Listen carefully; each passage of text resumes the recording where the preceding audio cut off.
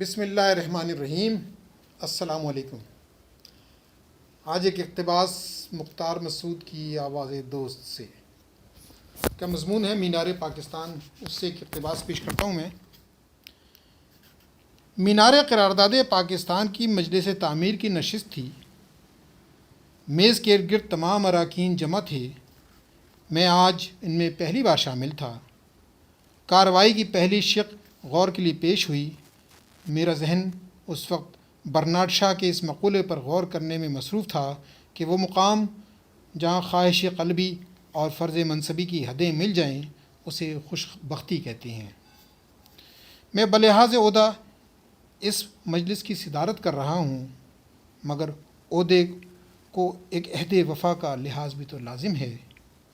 میرے عہدے کا تعلق تعمیر سے ہے، میرے عہد کا تعلق تحریک سے تھا۔ یہی وجہ ہے کہ میں نے اسے سنگ و خشت کی بجائے جہان نو کی تعمیر اور افکار نو کی تعبیر سمجھا۔ میں نے اس مینار کو بالفاظ اقبال جلوہ گہے جبرائیل جانا اور سوچا با کہ گویم سر ایمانی نور روئے دوست، با دماغ من گلبا چشم موسیٰ آتش است۔ مینار کی تعمیر کے ابتدائی دنوں میں جب میرا اس کی تعمیر کے لیے کوئی سرکاری تعلق نہ تھا، میں محض تعلق خاطر کے واسطے وہاں جا پہنچا۔ بنیادیں بھری جا چکی تھیں، باغ میں ہر طرف ملبہ پھیلا ہوا تھا، مینار بلندی کی طرف مائل تھا، روکار بانسوں کی باڑ میں یوں چھپی ہوئی تھی کہ عمارت تو نظر نہ آئی، مگر اردو شاعری میں چلمن کا مقام مجھ پر واضح ہو گیا۔ نزدیک جانا چاہا تو چوکیدار نے سختی سے روک دیا۔ یہ تو اس چوکیدار کا ہمسر نکلا جس سے مولوی عبدالحق نے وائسرائے کو ٹوک دینے پر آثار قدیمہ سے نکال کر چند ہمسروں میں شامل کر لیا تھا۔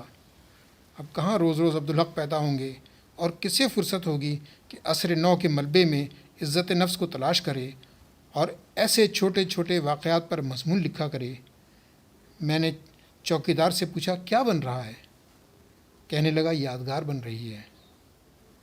آج جب کارروائی کے لیے پہلا مسئلہ پیش ہوا تو میں نے کہا اسے ملتوی کیجیے تاکہ ایک اور ضروری بات پر بحث ہو سکے۔ میز پر لغات کے ڈھیر لگ گئے، سب متفق ہوئے کہ یادگار وہ نشان خیر ہے جو مرنے کے بعد باقی رہے۔ جب یادگار کا عام تصور موت اور فنا کے تصور سے جدا نہ پایا تو منصوبے سے یادگار کا لفظ خارج کر دیا گیا۔